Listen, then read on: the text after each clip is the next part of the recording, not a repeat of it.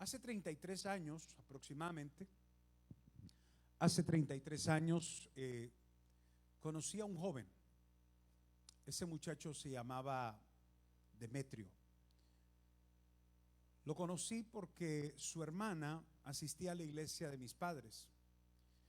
Y yo en aquellos años era pastor de jóvenes, era director de la alabanza, era el que dirigía la alabanza, era maestro de escuela dominical,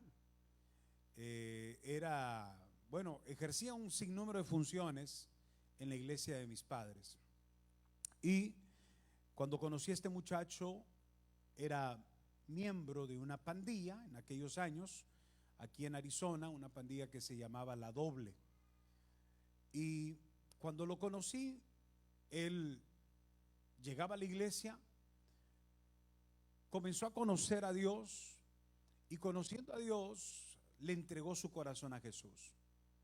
Aquel muchacho se convirtió sinceramente y genuinamente en un cristiano de verdad. Comenzó a amar a Dios, comenzó a servir a Dios. Tendría aquel muchacho unos 20, 21 años en aquellos años. Y a través de él, cuando él se empezó a meter con Dios y empezó a crecer en su vida espiritual, un día me invitó y me dijo: ¿por qué no vamos a predicarles a los pandilleros? ¿Por qué no vamos? Yo tengo todas las conexiones, yo puedo pedir permiso para entrar y que logres predicarles a todos esos muchachos que andan perdidos. Y yo le dije: hagámoslo. Yo como pastor de jóvenes pues estaba al frente de la juventud en aquellos años y le dije: ¿sabes qué? Me voy a llevar unos 2, 3 muchachos fuertes conmigo y vamos a entrar. Él logró que entráramos en una de las fiestas que tenían esta pandilla en el barrio donde ellos se juntaban. Logró que nos permitieran entrar y yo entré con mi Biblia en la mano. Entré con mi Biblia en la mano, pero en la puerta estaba el jefe de la pandilla. El jefe de la pandilla me volteó a ver, como que me leía de la cabeza a los pies, y de pronto le causé algún aspecto de, no sé, de molestia, y quiso decirme: no, ¿qué vienes a hacer? Quiero que me des un tiempo, quiero predicarle a los muchachos, quiero hablarle algo de Dios. Me dijo: creo que pierdes tu tiempo, creo que no deberías ni de hacer el intento. Y Demetrio se metió en la conversación y le dijo: tú me prometiste que lo ibas a dejar entrar, déjalo entrar, este es el jefe de la pandilla, Saúl. Y el hombre me dice: bueno, entra. Para no hacer la historia muy larga y hacerla corta, entré. Dios me dio la autoridad y bajo la unción del Espíritu Santo tomé control. Habían aproximadamente unos casi 300 muchachos en esa fiesta. La pandilla era bastante fuerte, bastante grande. Estaban fumando marihuana, tomando. Había música a todo volumen y yo entré y tomé control bajo la autoridad de Dios y les dije: en este momento les quiero pedir a todos, por favor, apaguen la música. Apaguen la música. Y es como que no me oían.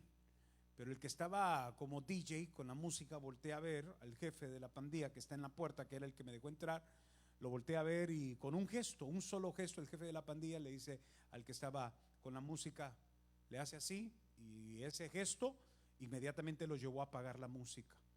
Luego le dije: todos por favor apaguen los cigarrillos, apaguen lo que esté fumando, apáguenlo, dejen las cervezas, háganla a un lado. Todos voltearon a ver al jefe de la pandilla, Saúl. Y Saúl con un gesto solamente le hacía así y todo el mundo a botar cigarrillo, a hacer las cervezas a un lado. Y entonces me paré y con la autoridad de Dios comencé a predicar. Y les empecé a hablar de ese vacío que el hombre tiene en el corazón y cómo procura llenar ese vacío en su corazón, ese vacío en su alma, ese vacío en su espíritu, haciendo cosas que no son convenientes, cometiendo errores, buscando saciar y llenar aquel vacío. Y les empecé a hablar de Jesucristo, cómo Jesucristo es la única oportunidad de salvación, Jesucristo la vía para encontrar la verdadera felicidad, Jesucristo el camino que nos conecta al Padre, que nos lleva al cielo y nos libra de una perdición eterna. Comencé a predicarles con aquel ahínco, con aquel fuego, con aquel entusiasmo. Muchos de ellos solamente callaban, agachaban la mirada, algunos lloraban. Al final de una corta predicación de 15 a 20 minutos, hice el llamado. Los invité a venir a aceptar a Jesús en su corazón. Les dije, ¿no les gustaría a ustedes aceptar a Jesús? Algunos de ellos todavía bajo el efecto de la marihuana, otros bajo el efecto del alcohol, pero aún y en medio de eso, ellos decidieron levantar su mano. Aquella noche 167 pandilleros aceptaron a Cristo. Esa misma noche, ese viernes, en la iglesia de mi papá solíamos tener vigilias todos los viernes. Aquí tenemos vigilia una vez al mes por las actividades y les invitamos a que vengan y compartan. Es hermoso, las vigilias se ponen gloriosas, es maravilloso. Y cuando les dije a aquellos pandilleros o ex pandilleros ahora que acababan de entregarle su corazón a Jesús, vamos a la iglesia, quiero que se vengan directamente a la iglesia. 167 muchachos y muchachas desfilaron fuera de aquella fiesta. Se subieron en sus carros y les dije, síganme. Demetrio iba conduciendo aquel carrito mío. Yo tenía en aquellos años un Honda Civic del 81, si no me equivoco, grisecito, muy bonito mi carrito. Y todos los pandilleros en sus carros detrás de mí a la iglesia. La iglesia quedaba a una distancia de 8 minutos de donde estábamos. Así que llegamos a la iglesia, ya los hermanitos estaban allí en medio de la alabanza. Estaban alabando, adorando a Dios, cuando de pronto yo entro al frente y detrás de mí 167 pandilleros y pandilleras. Usted se imaginará esos muchachos oliendo a marihuana, algunos todavía con el olor del alcohol, con los pantalones baggy grandes a mitad de las caderas, y aquellas muchachas con aquellos peinados y aquella pintura y aquellos tatuajes. Y los hermanos de pronto en la iglesia. Ahora yo le digo a los diáconos de la iglesia, le digo, líbrenme por favor toda la parte de enfrente, porque quiero sentar a estos muchachos en los primeros lugares. Así que los diáconos se apuraron a mover a los hermanos, sacaron a los hermanos, le dijeron, necesitamos este espacio porque viene gente nueva. Y hermanos, los hermanitos comienzan a ver el desfile de aquellos pandilleros con olor a marihuana, oliendo alcohol, entrar por las puertas de aquella iglesia y sentarse en las primeras filas. La gente no se puso como usted ahorita, no, estaban asustados. Yo veía literalmente cómo algunas hermanas agarraban su cartera y la apretaban más fuerte. Si de aquí vamos a salir limpios, sin bolsa, sin cartera, sin nada. Y la gente con miedo, el temor normal, común de ver pandilleros, gente perdida, pero que ahora venían a la iglesia y se sentaban en las primeras filas. Demetrio fue la clave. Demetrio fue el instrumento que Dios utilizó para que yo pudiera entrar a esas pandillas y así poder rescatar. Con el tiempo fuimos rescatando a más y más y más, hasta que el mero de la pandilla cayó a los pies de Cristo. Saúl se convirtió a Jesús y hoy por hoy es pastor en México, está pastoreando. Y así Dios comenzó a traer vidas. Demetrio fue el instrumento que Dios usó para que nosotros pudiéramos entrar y evangelizar. Por eso en esta casa, el corazón de esta casa, la visión de esta casa es amor por las almas. Por eso amamos a las almas y por eso nos preocupamos por estar constantemente predicando la palabra de Dios. Todas las actividades van relacionadas a ese continuo gesto de amor por el perdido. Hoy nuevamente se vuelve a reabrir nuestro departamento de evangelismo. Quiero que te pongas de pies, José Luis, él es nuestro director de evangelismo y queremos que usted se movilice junto con él para salir a los parques. Vamos a seguir predicando. ¿Cuántos dicen amén? Gracias. Demetrio fue ese joven que Dios usó para nosotros poder presentar el evangelio. hasta que aquella pandilla toda en su totalidad cayó a los pies de Cristo rendida. Más de 300 muchachos fueron cayendo uno por uno en las manos de aquel que es la única oportunidad y la única salvación para el hombre perdido, Jesucristo. Jesús es el único mediador entre el hombre y Dios, la única oportunidad de salvación. Demetrio se sentía feliz. Aquel grupo de jóvenes me creció a más de 300 muchachos éramos en la iglesia. Yo ahora era el pastor de jóvenes y más de 300 muchachos nos movilizábamos a los parques. Nuestra pasión era ir y predicar. ¿Se imagina usted ahora a estos expandilleros tatuados con lagrimitas aquí en los ojos que significaban cuántas personas ellos habían matado? Tatuajes en todo su cuerpo, ex marihuanos, ex alcohólicos, muchachas que se habían prostituido con tantos jóvenes de la misma pandilla. Hoy eran libres, hoy eran renovados, diferentes, y a ellos me los llevaba al parque. Teníamos entonces más de 300 muchachos en el parque donde evangelizábamos y predicábamos. Y recuerdo que en el parque de la 32 calle y la Thomas, allí una vez predicando, estaba yo predicando al aire libre, sin micrófono, sin megáfono, a puro pulmón abierto, a pura garganta libre. Y a los muchachos los ponía detrás de mí y les decía: ustedes oren mientras yo esté predicando, pero no oren en voz alta, sino menos que me escuchen los que están en el parque. Había un partido de béisbol, estaban familias allí, el parque estaba aconglomerado de personas y yo comencé a predicar. Y comencé a predicar y aquí el fuego de Dios que alimentaba la fuerza de mis pulmones y mi garganta llegaba hasta donde estaba aquellos jugando el partido de béisbol. Y predicándole, de pronto se empezaron a molestar los que estaban en el partido de béisbol y comenzaban a gritarme: cállate, cállate, déjanos disfrutar el partido, vete a tu casa, ¿no tienes algo mejor que hacer? Y yo no me dejé intimidar, seguía predicando con denuedo. Jesús es la salvación, Jesús es el camino, Jesús es el único que puede transformar la mente y el corazón tuyo. Jesús puede cambiar tu situación, Jesús puede traer cambios a tu corazón. Jesús te perdona, Jesús te ama, Jesús es la salvación. Y bajo aquella unción y la predicación de aquel mensaje, de pronto un hombre se paró. Uno de los jugadores de béisbol venía hacia mí, dirigiéndose hacia mí con un bate en la mano. Y obviamente que yo lo estoy viendo, pero no dejo de predicar. Sigo predicando. Los muchachos, recuerde que están detrás de mí, todos son expandilleros. Cuando miran al tipo que se me viene acercando con el bate en la mano, se me acerca uno de ellos y me dice: ¿lo bajo? ¿Quieres que me lo baje? Yo no entendía su lenguaje y le digo: ¿que te bajes qué? Me lo bajo, me dice, ese me lo bajo. Y yo le decía: cálmate, cálmense. La gente, y muchos de ellos, recuerden que estamos hablando de ex pandilleros, ex miembros de pandilla, con espíritus de violencia, espíritus de agresividad y tanta cosa, pero ahora transformados por el poder del Espíritu Santo, el amor de Cristo en el corazón de ellos. Hombres jóvenes diferentes, transformados. Yo les decía: cálmense, tranquilos, ustedes sigan orando, sigan orando.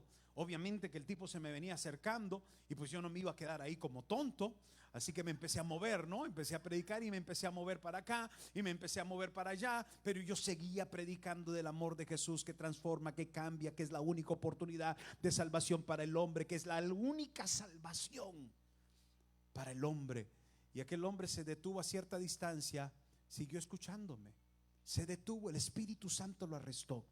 La gente siguió gritando, pero a mí no me importaba, yo seguía predicando. En el momento que hago la invitación y les digo: esta es la hora, este es el momento, esta es tu oportunidad de conocer a Jesús el Redentor. ¿Te gustaría abrirle tu corazón a Jesús? Si lo quieres hacer, la Biblia dice que aquel que lo haga públicamente, Él no se avergonzará de ti. Pero si tú te avergüenzas de Él, Él se va a avergonzar de ti. Y aquellas personas comenzaron a levantar las manos, pero para mi sorpresa, el tipo que estaba parado con el bate en la mano levantó su mano y dijo: yo quiero aceptar a ese Jesús. Lo invité a que pasara. Cuando pasó a donde yo estaba. Ahora sí le dije a los muchachos, ahora sí, bájenle el bate. Pero no a él. Y a él le dije, dobla tus rodillas. Un tipo alto, grande. Y él aceptó a Jesús en su corazón. Ahí estaba Demetrio. Demetrio estaba a mi lado. Y Demetrio junto conmigo pusimos la mano sobre ese hombre y sobre los demás que aceptaron a Jesús. Demetrio se convirtió, aquel joven que era una inspiración para otros. Y a mi lado logramos hacer estragos en el infierno. Le sacamos almas que Satanás estaba robando. Almas que se convirtieron a Jesús. Demetrio se convirtió entonces en un joven que inspiraba a otros. Pero tarde que temprano algo iba a pasar con Demetrio. Y ese que a la iglesia se iba a meter una Dalila. Entraría una Dalila a la iglesia que de pronto comenzó a poner sus ojos en Demetrio. Aquella jovencita que también venía de ser pandillera, ex pandillera. Al ver a aquel joven bajo la unción de Dios y la gracia de Dios, él era blanquito, güerito, bien blanquito. Y como en la iglesia solíamos brincar como aquí brincamos, a veces algunos están todos ahí, parecen estatuas, las momias de Guanajuato. Pero allá en la iglesia solíamos brincar, saltar, remolinear, brincábamos. Y Demetrio era de los que pasaba al frente, al altar, y aquí daba vueltas, brincaba, saltaba. Entonces se ponía bien rojito sus cachetes, rojito él, porque era bien güero. Y aquella muchacha se había atraído por él. Pero trágicamente Demetrio comenzó a permitirse hacer cosas que no le convenían. El tema de esta noche es lo permitido que no conviene. Después de estar en la presencia de Dios, después de ser aquel joven ejemplar que inspiraba a otros, aquella muchacha comenzó a seducirlo. Y como Demetrio era un servidor dentro de la iglesia también, aquel muchacho de pronto ayudaba manejando la ven de la iglesia, llevando a la gente a casita, a aquellos que no tenían transporte. En una de esas, la muchacha se le subió a la ven y le dijo: yo necesito raite también, pero pasa dejando a todo el mundo primero y a mí me dejas de último. Demetrio, sanamente, tranquilamente, hizo lo que ella le pidió. Al final, la muchacha que le estaba tendiendo una trampa, lo hizo caer. Y Demetrio cayó en la trampa. Se permitió algo que no le convenía. Cayó en la trampa, en la seducción sexual de aquella dama. Aquella jovencita lo atrapó, y no solamente lo atrapó para ella sexualmente, sino que lo volvió a inducir a la pandilla. Y Demetrio, de ser aquel joven que inspiraba, de ser aquel joven que amaba, que servía, que estaba siempre en la presencia de Dios, de ser aquel joven que danzaba, trágicamente regresó a los viejos andares. Se permitió algo que no le convenía. Cuando Demetrio regresa a la pandilla y yo me doy cuenta, se me parte el corazón. Empecé a buscarlo. Lo buscaba en su casa, no estaba. Lo buscaba con su hermana, no estaba. Iba y lo buscaba en la pandilla, nunca lo encontraba. Y yo le oraba al Señor y le decía al Señor: Señor, ten misericordia de la vida de Demetrio. Señor, que él regrese a casa, que regrese como el hijo pródigo que regresó, que así regrese Demetrio. Y lloraba y oraba. El asunto es que pasó un año, Demetrio se perdió. Demetrio volvió nuevamente a ser aquel joven de donde Dios lo sacó, regresó, y regresó peor.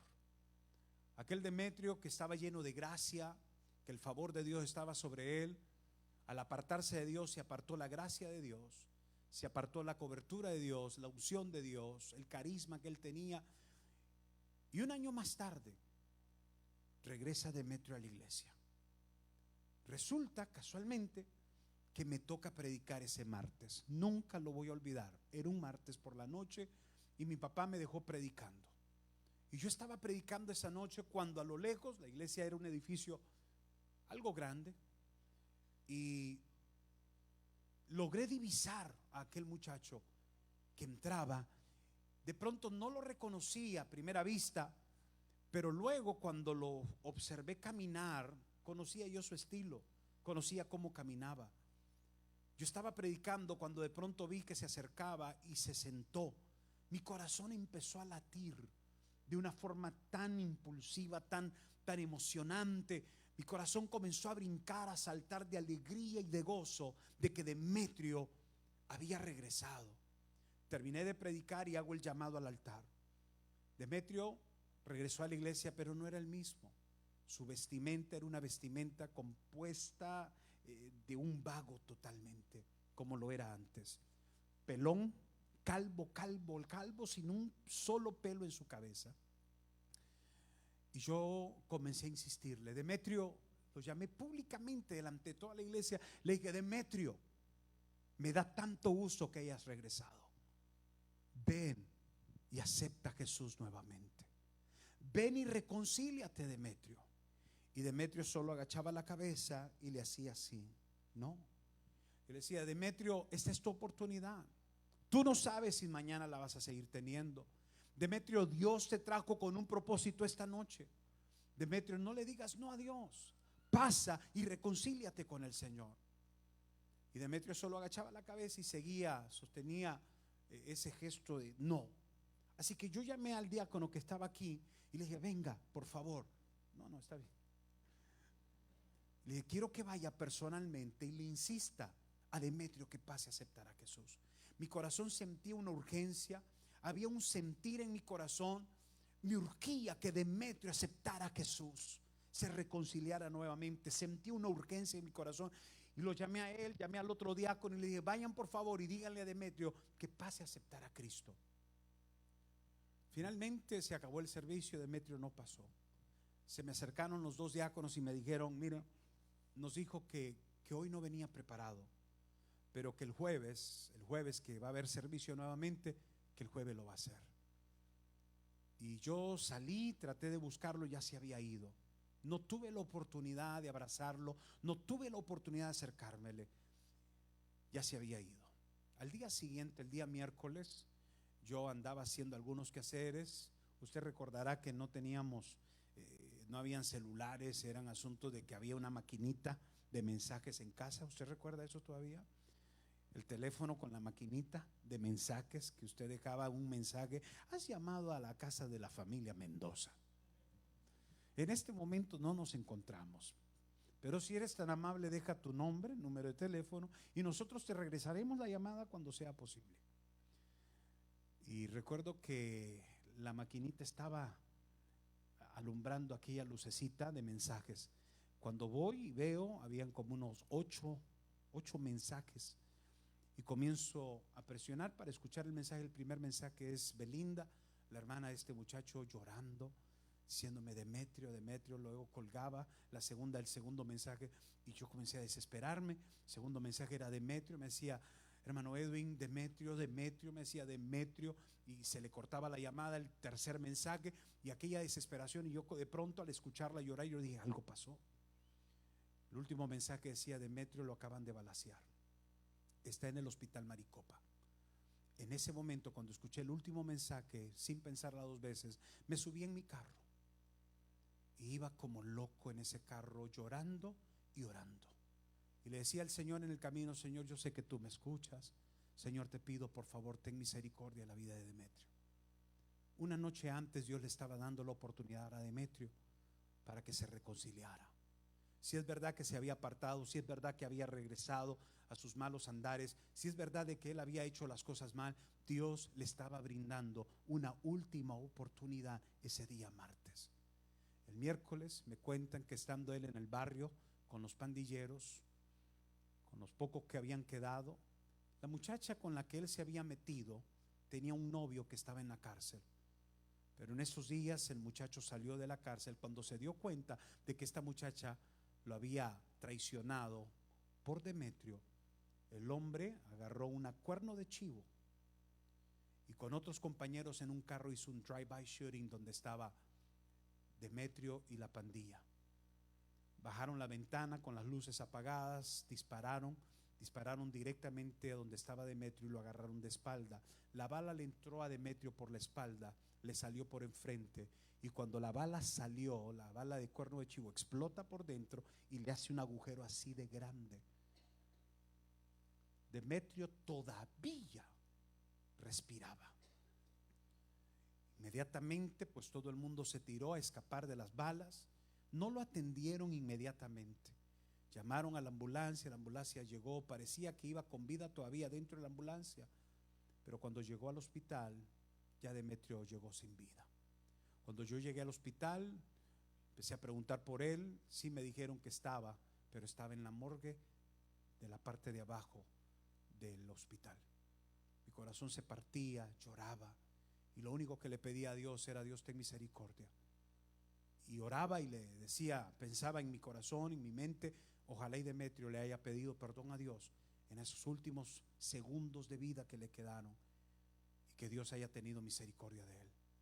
Demetrio se permitió algo que no le convenía, como muchos jóvenes hoy, como muchas jovencitas que se permiten cosas que no les convienen, que cometen errores y toman decisiones equivocadas que no les convienen. Pero ¿por qué cometemos estos errores? ¿Por qué nos permitimos cosas que no nos convienen? Porque el mundo es como un pulpo con muchos tentáculos, y este mundo como un pulpo con muchos tentáculos te tiende el tentáculo para atraparte. El mundo se ha ingeniado la forma o la manera de crear trampas que parecieran buenas, en el momento parecieran buenas. Aquel hombre comienza a ver a aquella mujer que no es la suya, pero el mundo le tiende el tentáculo como el pulpo, la trampa, y aquel hombre comienza a hacer cosas que bien, él se las permite, pero que no le convienen.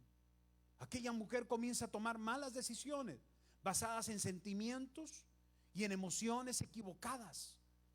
Y aquel mundo con aquellos largos tentáculos que le extiende la trampa, los atrapa, y ellos se permiten cometer errores que no les convienen.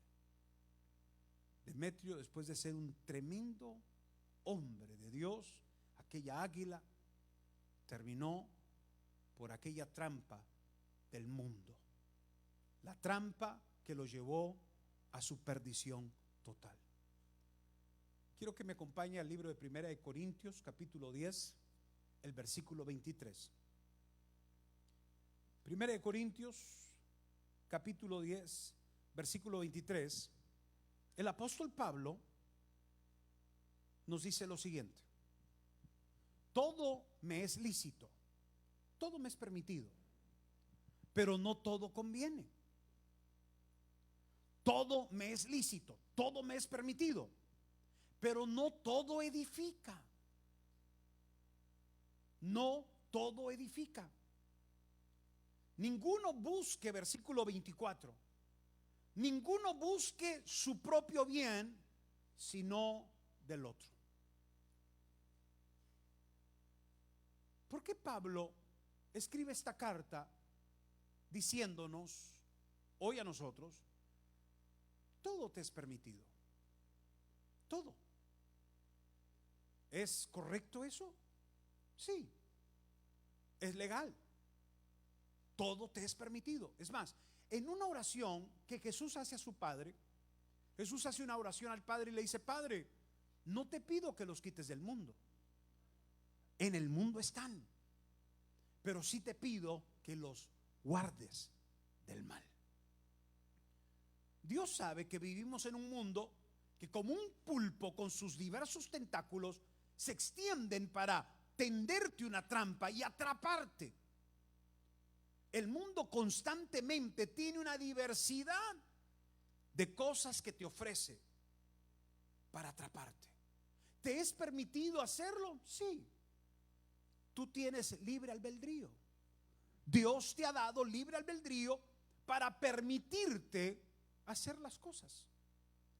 Pero lo que Pablo nos aconseja en este versículo es: todo lo que tú consideras que se te permite hacer, valóralo de la siguiente manera: qué tan conveniente es? ¿Qué tan conveniente es todo lo que el mundo te ofrece? Todas las tentaciones, las trampas que se te presentan, ¿qué tan convenientes son? Si son tentaciones y si son trampas, entonces no te convienen. Pero ¿cómo saber discernir cuando es una tentación, cuando es una trampa? ¿Cómo sé discernir? Personas que están en la iglesia, que de pronto el mundo les tiende una trampa, pero ellos no saben discernir. Mira cómo funciona esto. De pronto te le estás viendo apretado financieramente. De pronto te estás viendo que no le estás haciendo con el chequecito de ese primer trabajo. Y aunque logras salir un poquito de todas las cosas, te empiezas a desesperar y comienzas a pensar: yo lo que necesito es un segundo trabajo. Yo lo que necesito es un segundo trabajo, ganar más dinero, porque de esta manera no voy a salir adelante. Y aunque ese trabajo me lleve a perder la iglesia, aunque ese trabajo me lleve a ausentarme de los servicios durante la semana o en la iglesia, no importa, es que yo necesito y me voy a permitir un segundo trabajo para buscar cómo salir adelante, pensando de que es una oportunidad para estar en un mejor estatus económico, pensando de que es la mejor manera de cómo salir adelante y poder lograr lo que necesito lograr en esta vida con un segundo trabajo. Ah, sí, ponga yo a Dios en segundo término. Me permito cosas como esta y no las discierno, porque la necesidad para mí es más urgente que mi amor por Dios. Al no discernir estas cosas, de pronto nos empezamos a ausentar, y aquel fuego que había en mi corazón del Espíritu Santo por amor a Dios, por buscarlo, por amar su palabra, por estar en la iglesia adorando y alabándolo, de pronto caen en un segundo término, y por qué no decir hasta en un tercero y cuarto término. Ya no es tan importante, porque ahora me importa más, y aquel fuego se empieza a apagar. Aquel primer amor, de aquella pasión por Dios, de estar allí como Demetrio, danzando, brincando, gozándome en la presencia de Dios, de pronto se empieza a apagar y se empieza a perder. Y de un primer amor paso a un segundo, un tercero, un cuarto, hasta que me empiezo a olvidar de Dios. Y aquella persona que estaba en la iglesia, amando a Dios, sirviendo a Dios, entregándolo todo para Dios, de pronto se olvida del Señor, y el mundo con sus tentáculos sigue atrapándolo hasta volverlo a inducir al alcohol, a la droga y a los malos hábitos. A veces no sabemos discernir que aquello que me estoy permitiendo es precisamente lo que me está destruyendo. Aquello a lo que le estoy dando lugar en mi vida, y yo me lo estoy permitiendo, yo me permito hacer estas cosas, no me están edificando. Pablo dice: todo me es lícito, pero no todo es conveniente. Todo me es lícito, pero no todo te edifica. No todo es de bendición para ti. Pero ¿cómo discierno estas cosas? ¿Cómo sé discernir?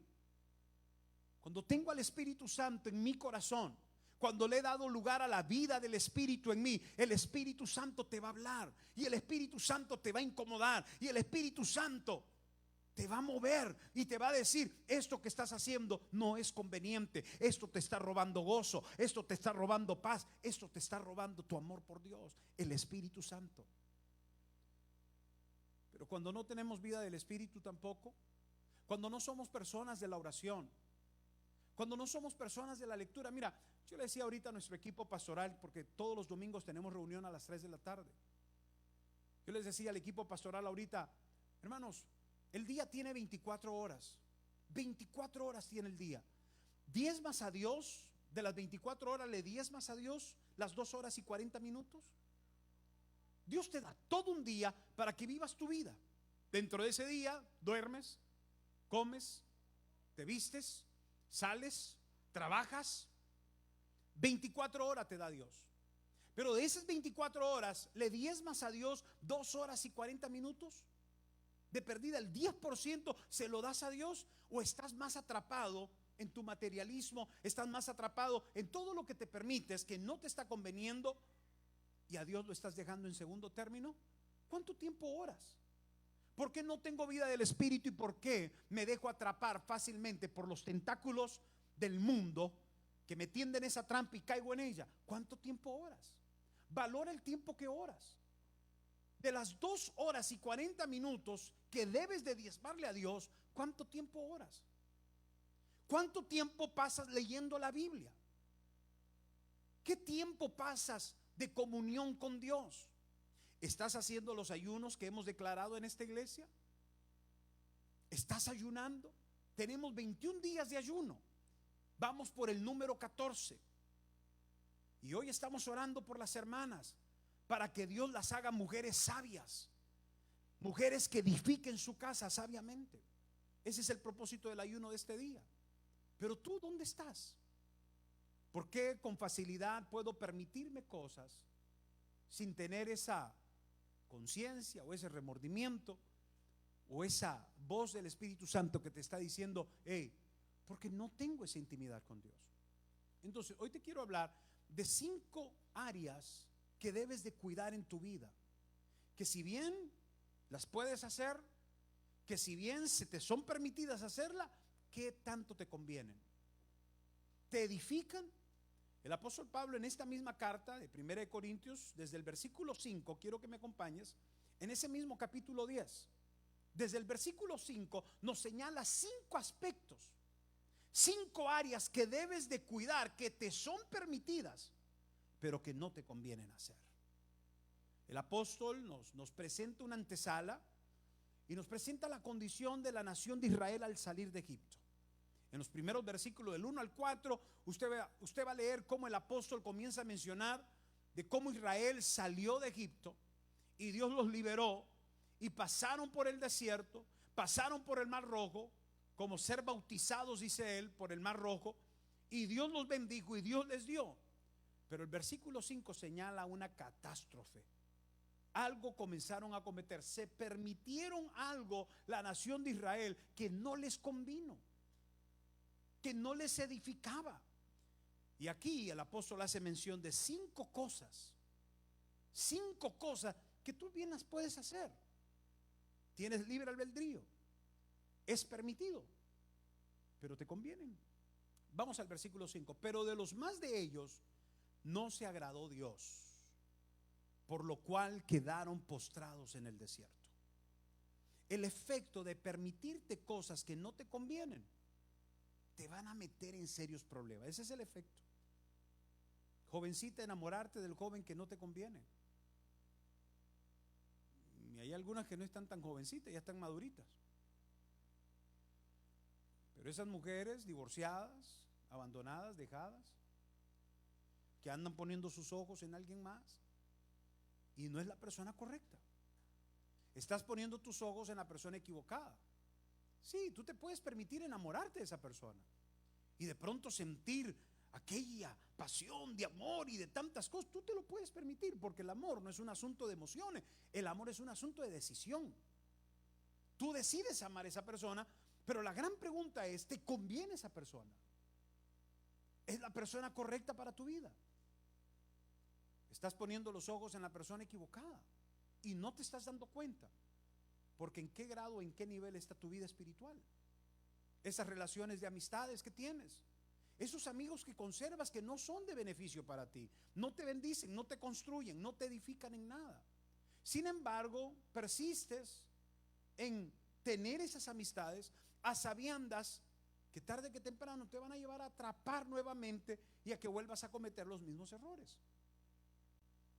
El apóstol nos menciona acerca de la nación de Israel que se permitieron hacer cosas que finalmente los llevaron a estar mal con Dios.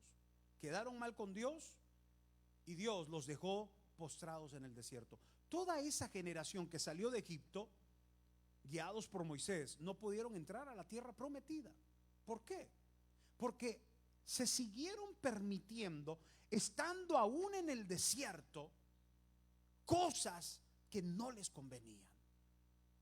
Usted puede llevar muchos años en la iglesia, usted puede profesar ser cristiano de 20, 30 y 40 años y aún seguir haciendo cosas que no te edifican, aún seguir practicando de cosas que no te edifican, y todo lo contrario, te llevan cada vez a la calamidad, al fracaso.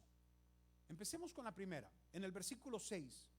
Esa es la primera cosa mencionada por el apóstol Pablo que debemos de cuidar. Que si bien la podemos hacer, sí, pero que nos conviene, no. Versículo 6.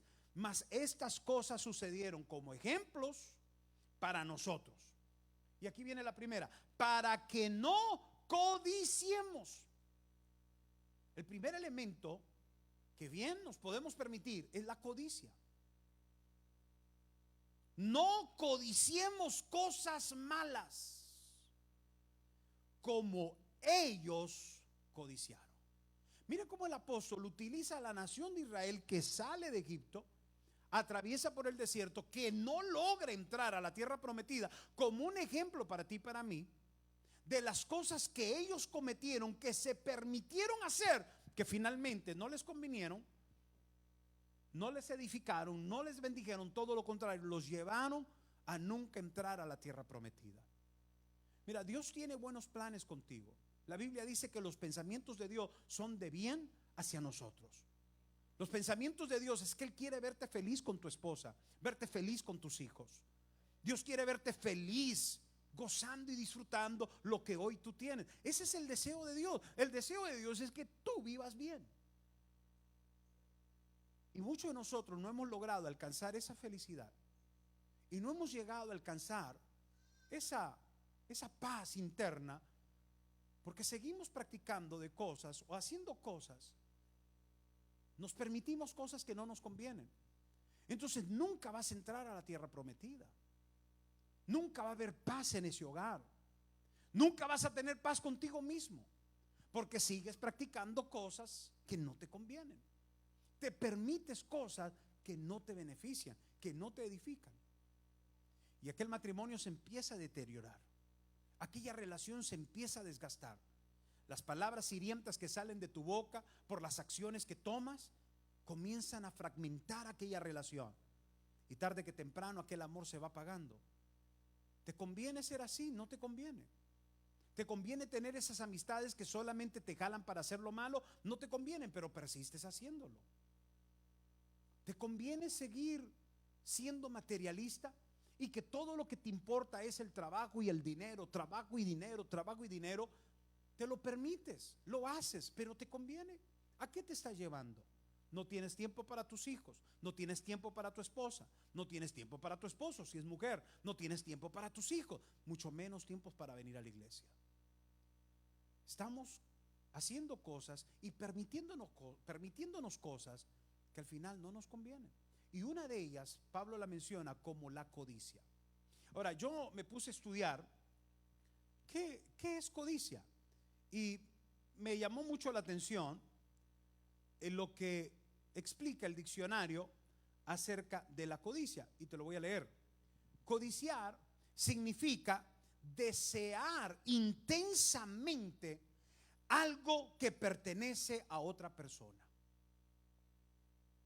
Es desear intensamente.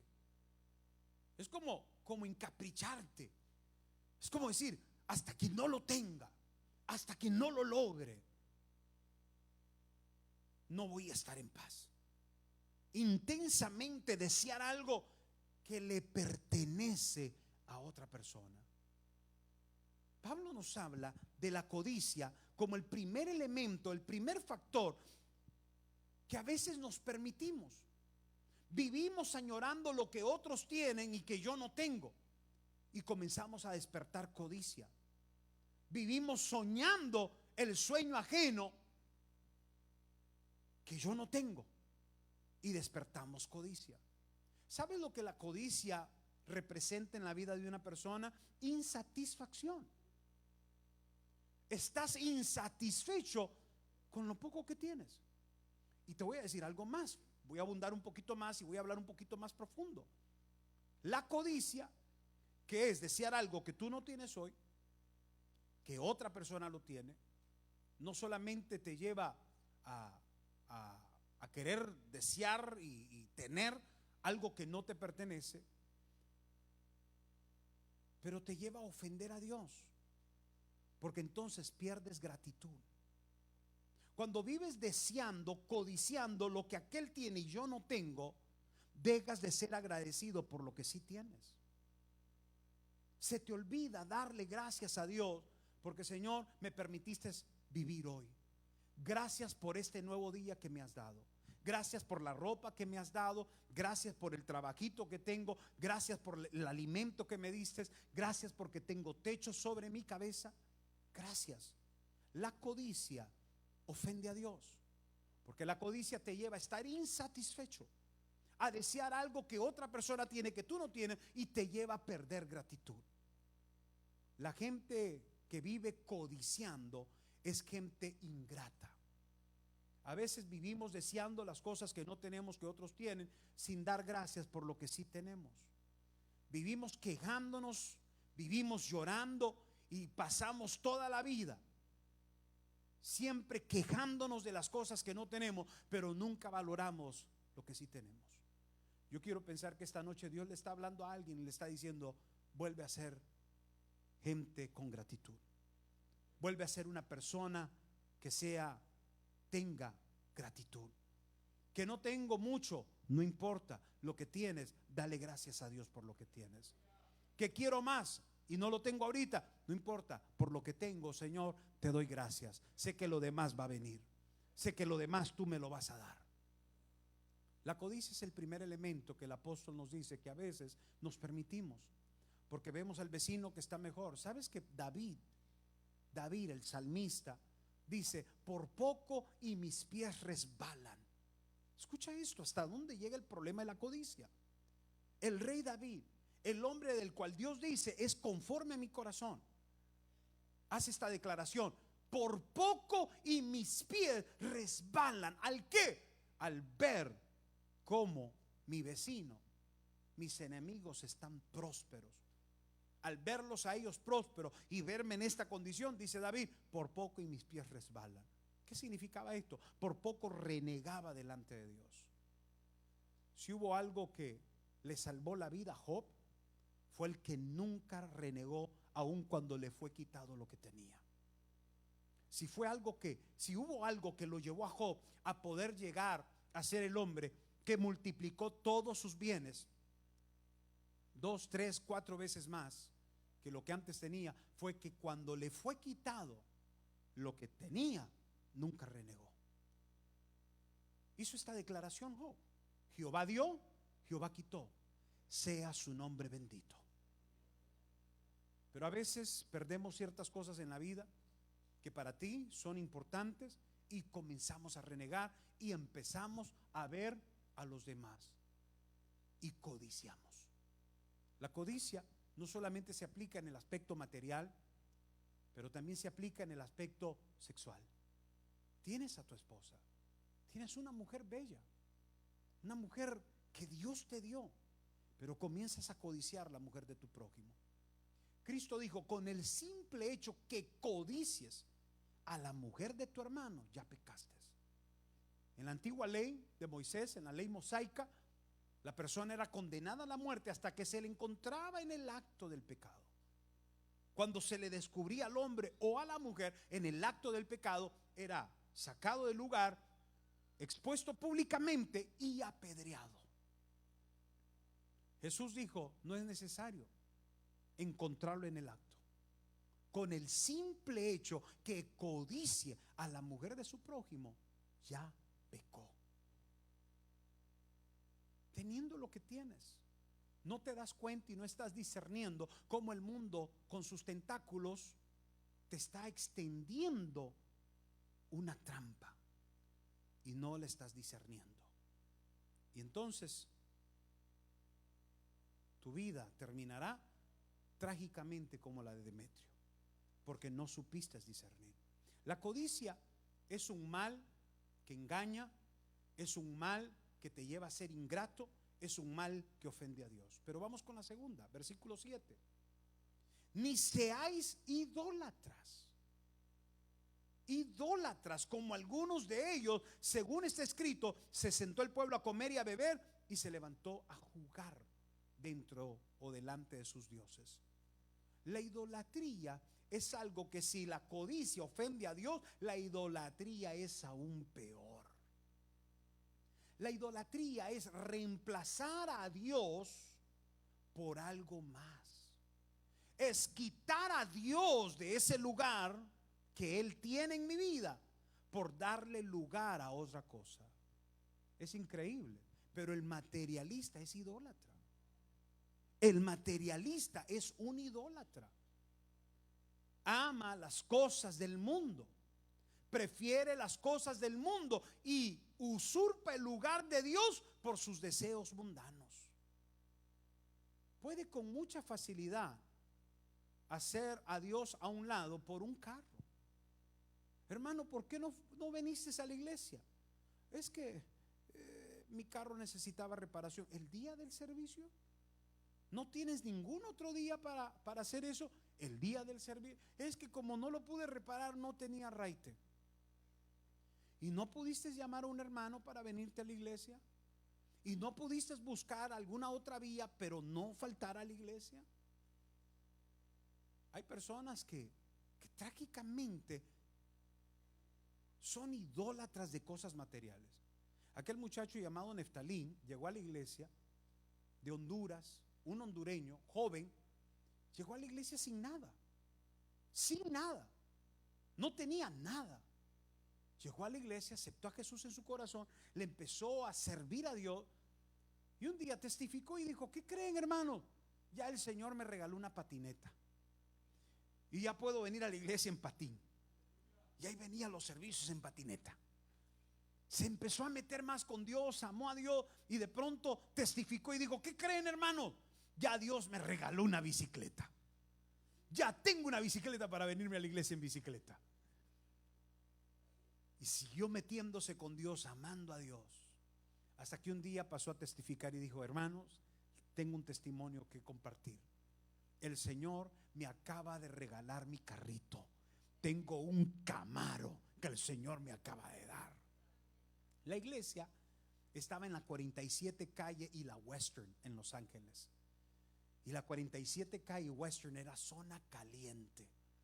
Allí trágicamente pues los hermanitos estacionaban sus carros y llegaban esas personitas a rayarle los carros, a poncharle las llantas con navajas, y los hermanitos que salían gozosos del servicio, así como hoy usted que está saliendo bien feliz,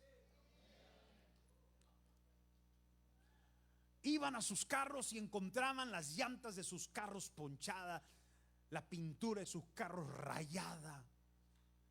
Entonces Neftalí, cuando logró su Camaro, él solía sentarse enfrente, igual que Demetrio, gozándose, aplaudiendo, brincando, saltando. Pero pronto comenzó a irse de la primera banca a la banca de en medio, de la banca de en medio a la banca de atrás. Ojo con esos que se sientan atrás siempre. ¿Por qué? Porque de pronto Neftalí salía al estacionamiento para ver su carro. Ya no se gozaba igual, ya no aplaudía, ya no saltaba, ya no gritaba un aleluya, ya no daba gritos de júbilo, ya no aplaudía a su Señor, ya no. De pronto ya estaba más preocupado que le fuera a pasar algo a su carro bellísimo que estar en la presencia de Dios.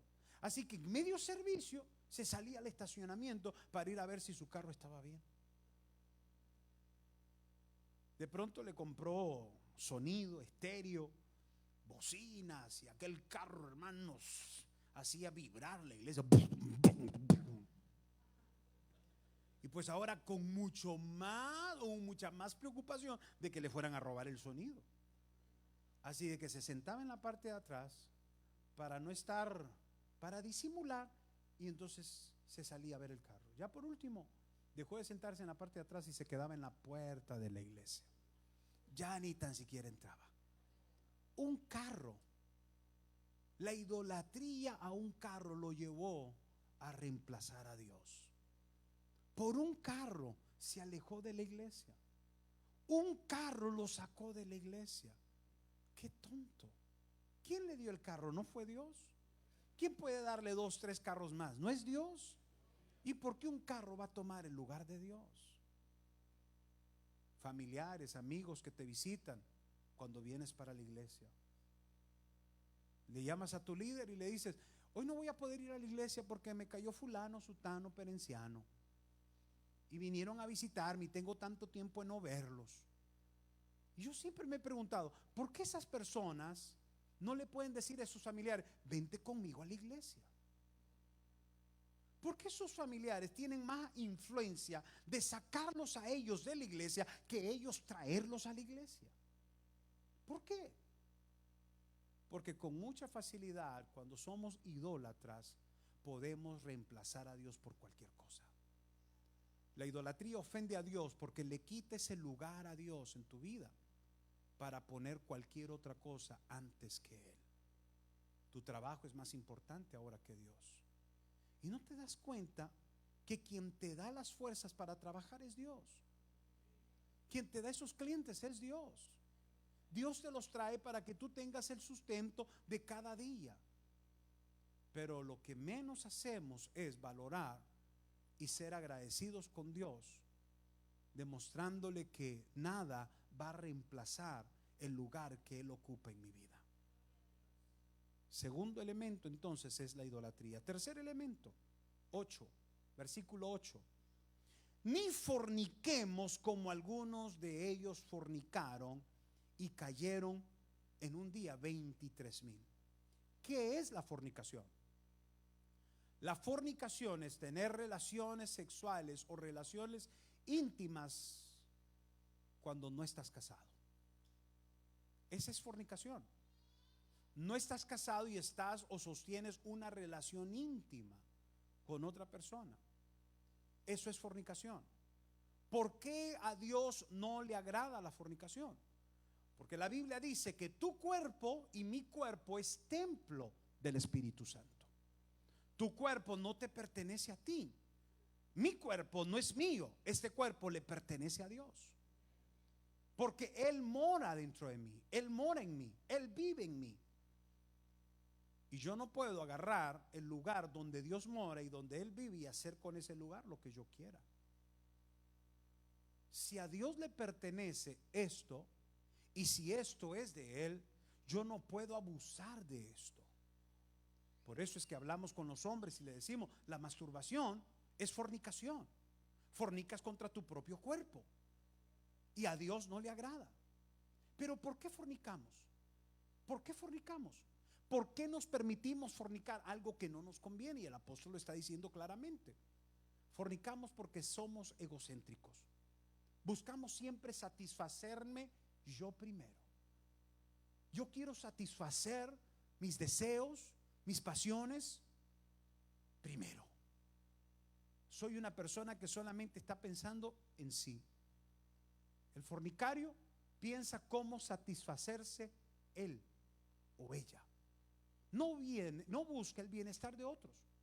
No mira cómo puede afectar a otros, solamente mira su propia satisfacción o persigue su propia satisfacción.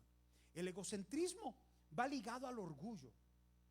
El egocéntrico fornicario es una persona orgullosa, una persona a la que no se le puede decir absolutamente nada, porque les ofende pensar de que alguien les esté corrigiendo. ¿Por qué se mete en mi vida?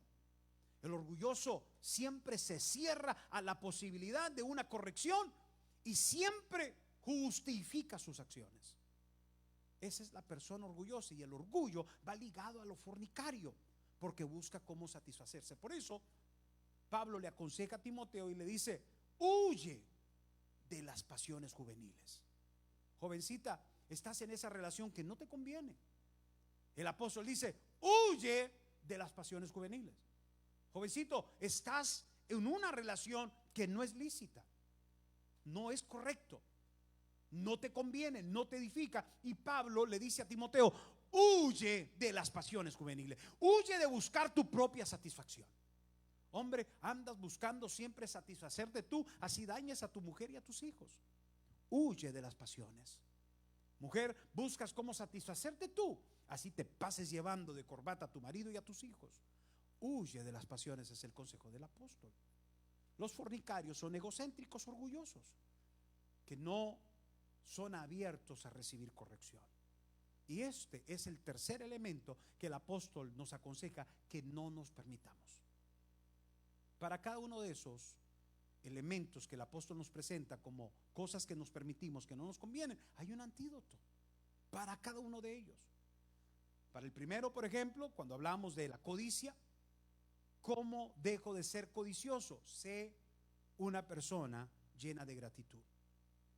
Sé una persona que constantemente dé gracias.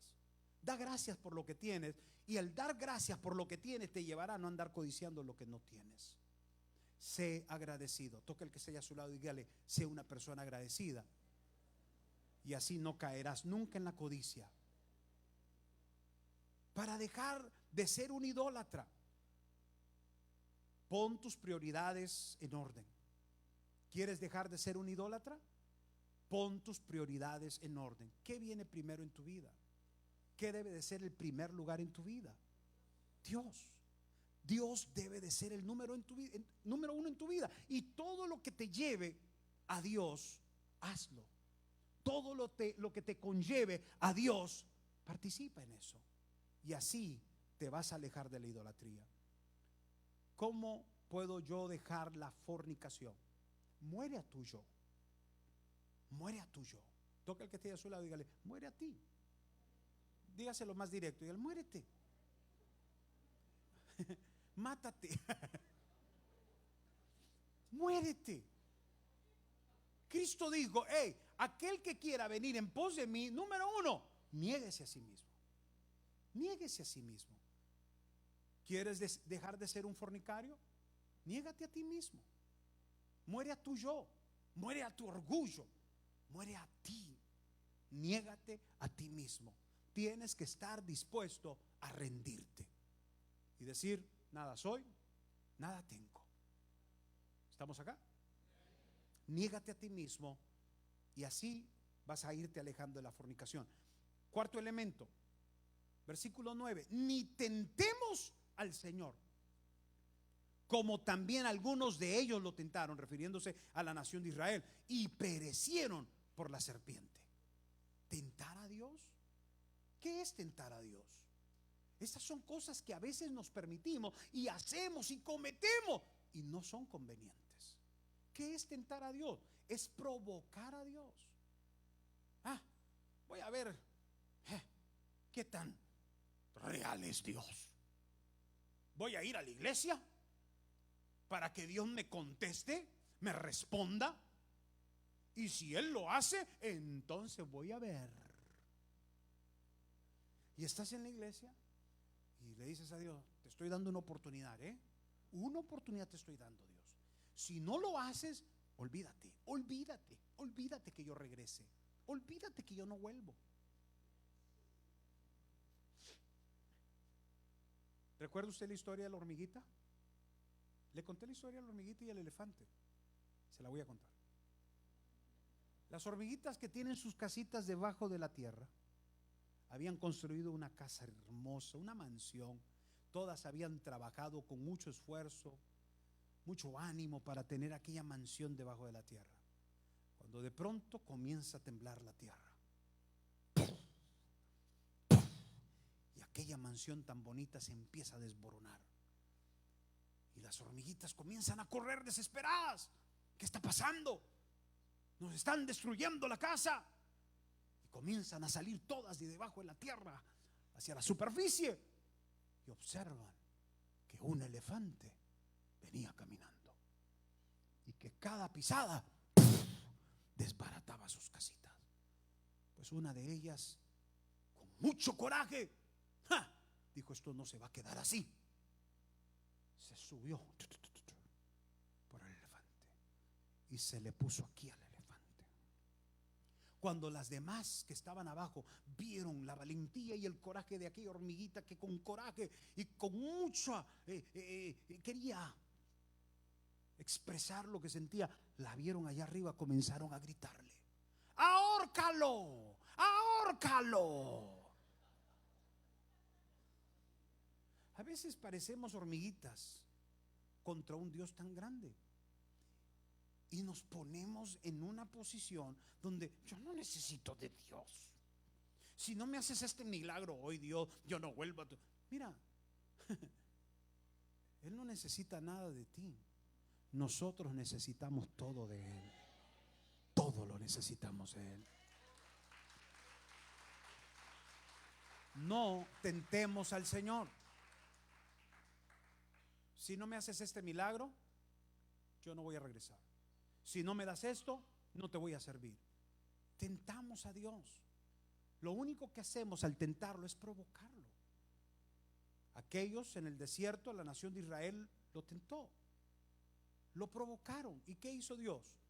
Mandó serpientes venenosas, y por eso 23,000 de ellos murieron picados por serpientes venenosas, porque tentaron a Dios y lo provocaron. Número 5, y con esto cierro.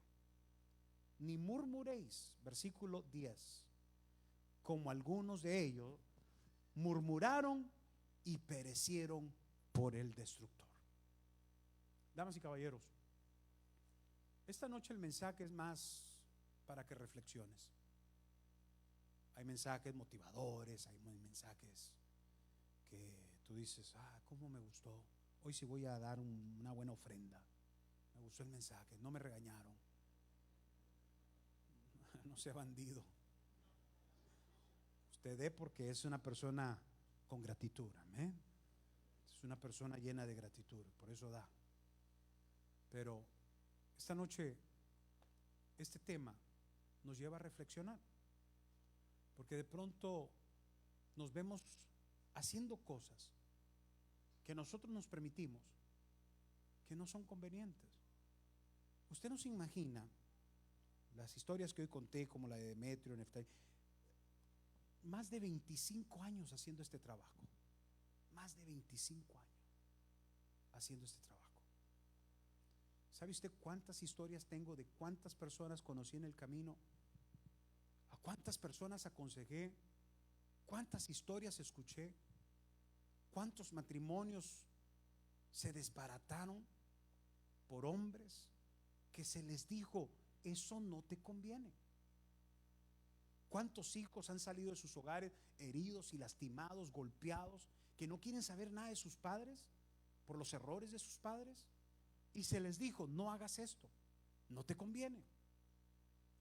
¿Cuántas malas decisiones, aún en las finanzas? Diezme, siembre para la obra de Dios, vienen las primicias, dele a Dios, Dios te va a bendecir. No, por acá le entró y por allá le salió. Y siguen en la misma miseria de siempre. ¿Cuántos y cuántas historias le pudiera yo contar a usted de las personas que han pasado por mi oficina? Y este versículo se lo he leído 20,000 veces. ¡Hey!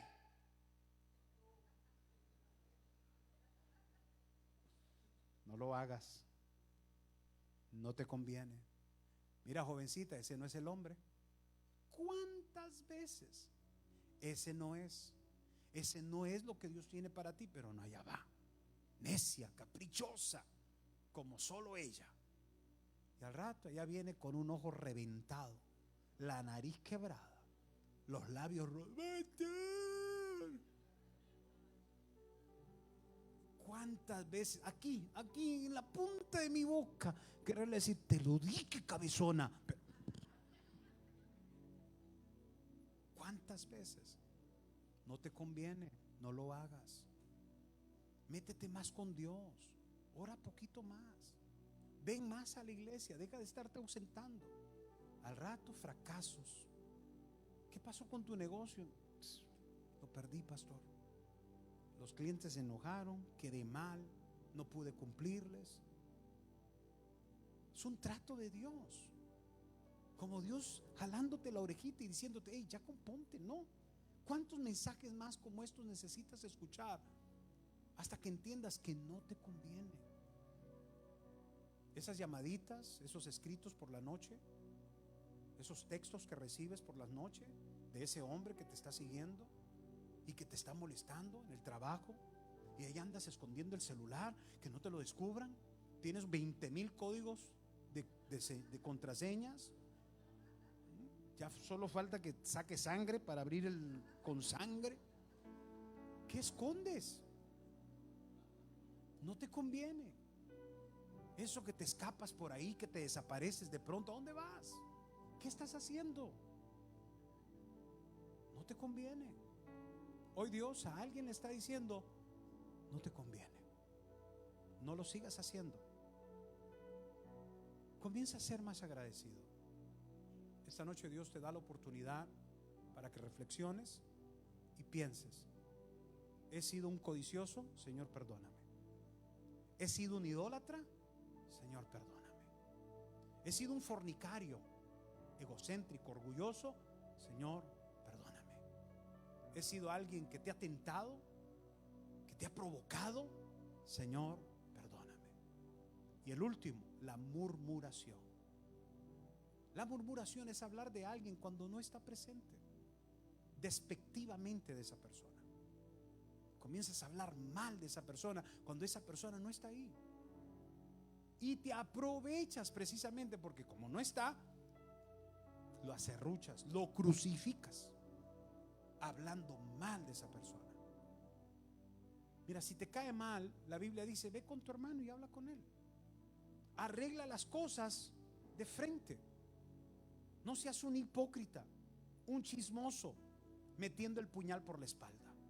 Si algo tienes en contra de alguien, ve y búscalo, y de buen modo, yo te diría: invítalo a comer a fuego de chao. Que te cueste, que duela. Invítalo a comer, llévatelo a un cafecito, un latte caliente, one shot de café, 5 raw sugars con breve. Escríbanlo porque es el que me gusta. Ve y siéntate con él y resuelve el problema, pero no andes hablando detrás, por la espalda. Yo le he dicho a usted que en el libro de Proverbios capítulo 6, el proverbista hace mención de 6 cosas que aborrece Jehová y una abomina su alma. Y aunque usted no lo crea, la última que Dios abomina es aquel que siembra discordia entre su hermano. La última. El que siembra discordia. Cuando te peleas con tu esposo y usas a tus hijos